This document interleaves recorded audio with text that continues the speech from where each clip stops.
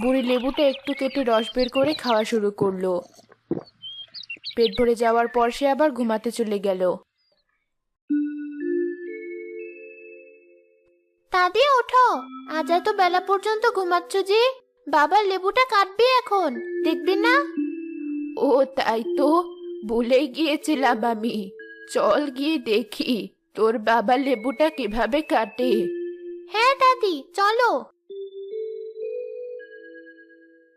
এসেছো তোমরা?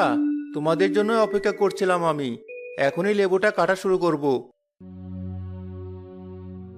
এ কি, লেবুটা তো সকালেও এত বড় ছিল না, এটুকু সময়ের মধ্যে এত বড় হয়ে গেল কিভাবে?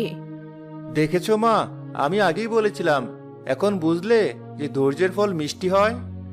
আমি সকালে লেবুটা যখন কেটেছিলাম সেটাও ঠিক হয়ে গেছে দেখছি, কোনো দাগ টাগ কিছু নেই।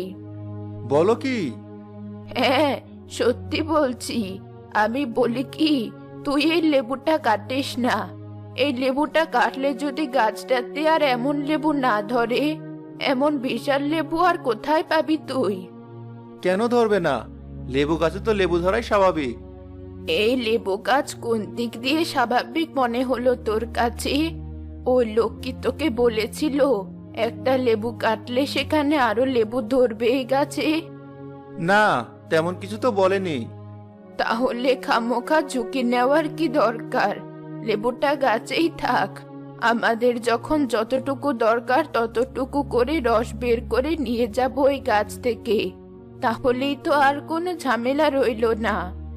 কিন্তু দাদি, লেবুটা না চেপলে তো রস বের হবে না। এত বড় লেবুটা গাছ থেকে না ছিলে রস বের করবো কিভাবে? এই লেবুটা কাটলে এমনি এমনি রস বের হয়।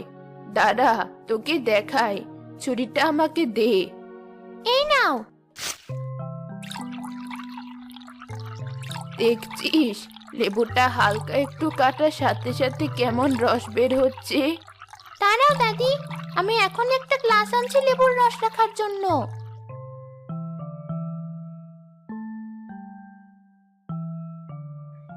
গ্লাসটা আমার হাতে দে, আরো কয়েকটা গ্লাস আন যা।